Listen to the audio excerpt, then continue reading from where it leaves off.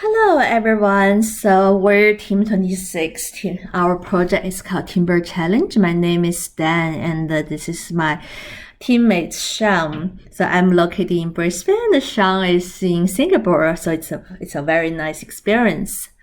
And just to give everyone a brief overview of our project. So our project is based on a real challenge that timber industry currently faces. So in reality, in a typical timber mill, so parallel to the production of structure graded timber beams, because tuned into the natural, unpredictable nature of the timber and the growth of trees, there will always be some side effects, those kind of defect timbers that has obvious defects in it, and it would potentially fail the structure grading test.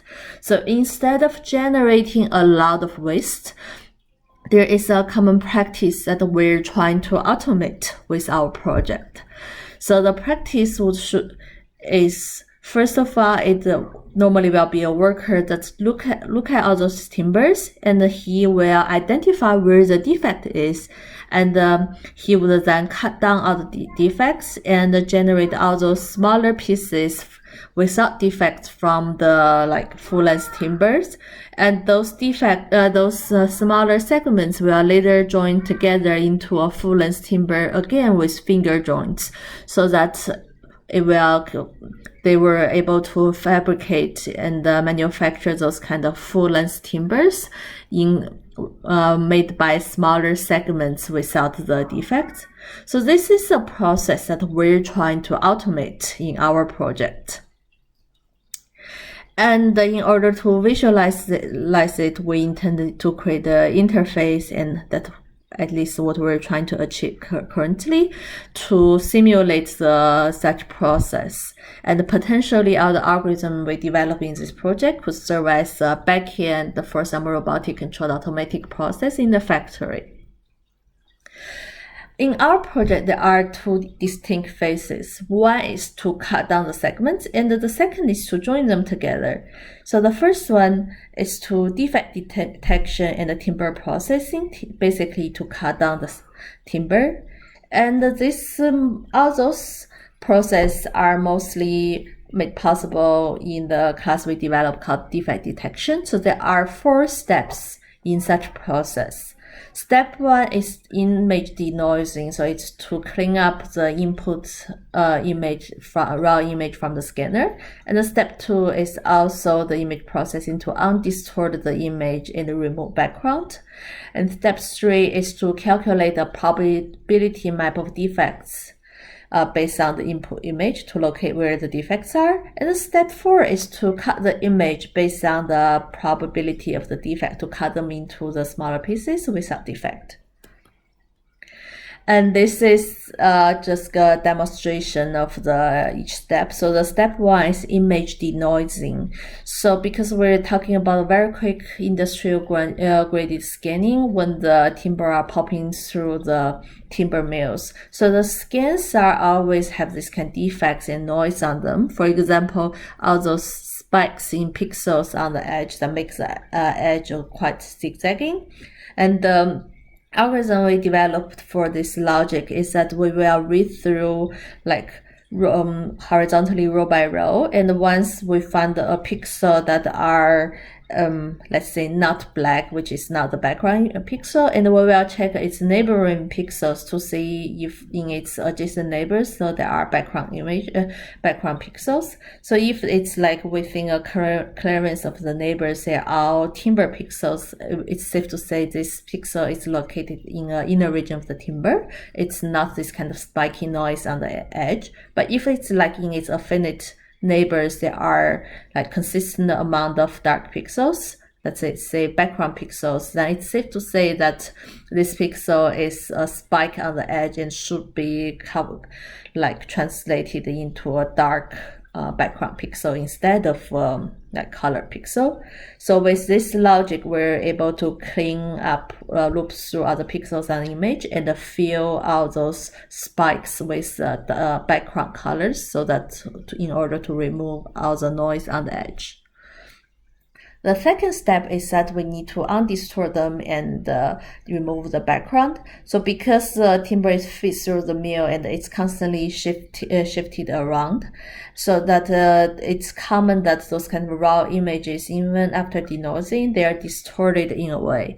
So for this method, it will loop through the image like row by row or vertically, and it will grab those kind of non-background pixels and shift and move them to the bottom of the bottom of the image to align them together, so that and crop out the background darkening pixels. So in this way, we're able to clean up those distorted skin and get this a very nice skin on the surface of timber, aligned and undistorted. And the third step is very important, is to calculate a probability map for the defect. So for this step, we used the Weka segmentation class, and first of all, we pre-trained a few classifiers, and with the classifiers, it will take an input image and to calculate a probability map. So basically, it will generate give you a value between like the totally dark, which is 0, and the totally white pixel that is like 100% in terms of like what's the likelihood and the probability of each pixel being located on the defect. So in this case, you can see the brighter part are where the likelihood of defect is very high, while the dark part are the likelihood of defect is very low. And with this defect map, we're able to cut them down. So this is the third core step. It's called cut the image based on the probability of a defect. So this image in the probability map is also looped, let's say, row by row. And if, let's say, there are certain amount of the pixel on this row that exceeds the threshold of being a defect, let's say if the 10% or 20% of pixel on this row is considered a defect, like more than 50% of possibility of defect, then this row is considered like defect area and will be removed. And also there's a parameter to identify the shortest length of the segment, because we don't want this kind of like super skinny cutouts and the super skinny timber pieces. So there, I think currently the minimum width of the timber segments is 20 centimeters. So with those two parameters, we're able to cut down those defect timbers to smaller pieces based on the probability map to remove all the defects. So with all those process, we're able to pop out all those smaller segments, and it will send into the next step to be jointing together based on an algorithm that we developed to minimize the waste and to generate the full length pieces in a most efficient manner. So in this case, I'd like to quickly give everyone a demonstration of how everything worked. So this is a visualization of the defect class that we have trained, just to give everyone some idea. So let's say just apply the classifier to an image.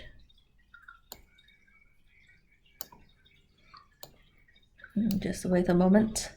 So this is Weka's the interface of Weka segmentation. So we use this one to pre-train the classifier, and the classifier will be coding our code. So, but this is just to give everyone some ideas of the AI classifier to calculate the probability map. And so this is a raw image, and with the classifier, it will generate classifier for 3 different classes. So the first class is to calculate the probability of each pixel for defects. So the white area are more likely to be the defect, and the dark area are more likely to be non-defect. And the second probability map is to calculate the likelihood of the good timber, and the white area are more likely to be good timber. And the third one is to calculate the probability of background. So the white one area are more likely to be a background, and the dark area are more likely to be not a background. So this is the classifier, the AI artificial intelligence classifier that we have trained, and I will have show how it works in the code. So this is the code we have developed just for everyone to visualize the first process of image processing and defect detection and the timber processing. It will just take a moment to run.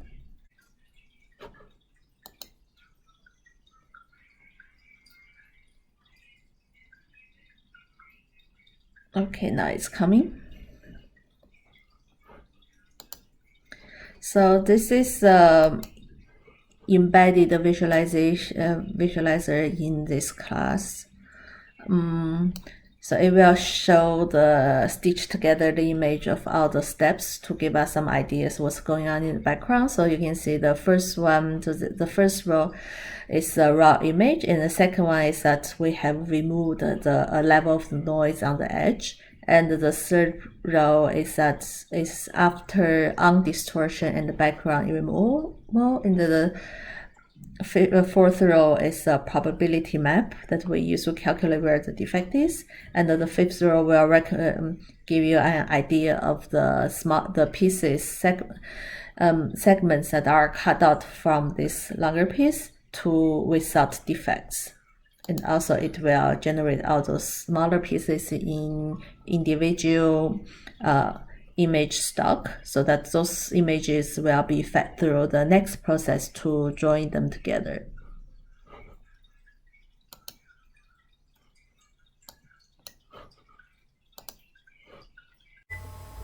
Hi, this is Sean from Team 26.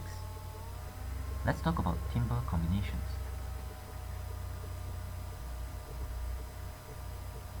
The class Gen Combinations collaborates with Timber Piece class, Stacks class, and Program Run class. There are four main responsibilities of this class. Firstly, Gen Combinations is responsible for generating different length combinations that a selected set of timber pieces can provide based on the user's target length and allowance.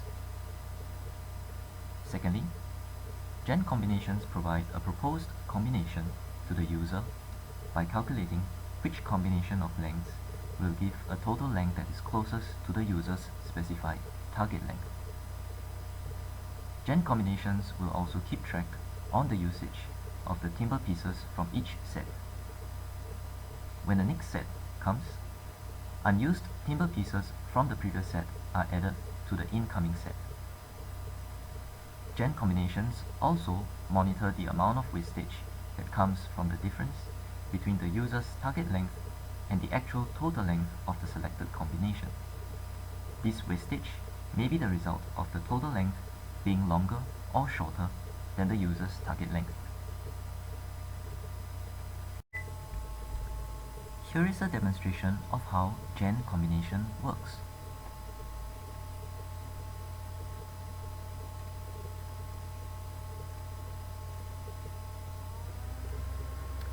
Assuming there will be two sets of timber pieces that have been generated. Let us say that each set has 6 timber pieces, each of a certain length. If the user's target length is 10, with an allowance of plus or minus 3 inches, the combination algorithm will generate combinations whereby the sum of each combination is greater than 0 and less than 13.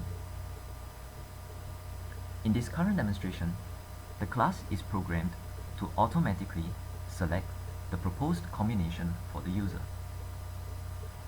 The program can be easily adjusted to allow the user to select other combinations if he or she wants to do so. After the proposed combination is selected, the remaining pieces are displayed, as well as the accumulated wastage. A new set of timber pieces is generated,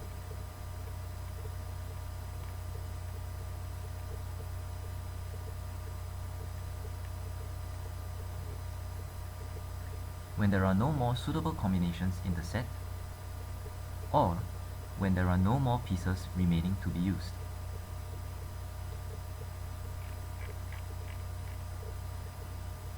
When the program ends, the total list of proposed combinations are displayed.